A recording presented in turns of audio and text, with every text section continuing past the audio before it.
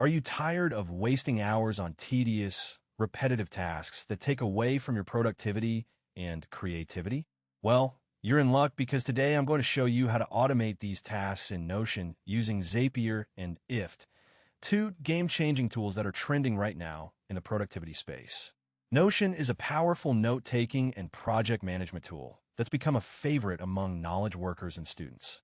But as your library of notes and databases grows, so does the amount of time you spend on repetitive tasks like updating to-do lists, sending reminders, and organizing new information. That's where Zapier and IF come in, two automation tools that can help you streamline your workflow and get more done in less time. Zapier is an automation tool that connects various web applications and services, allowing you to create custom workflows that automate tasks across multiple tools.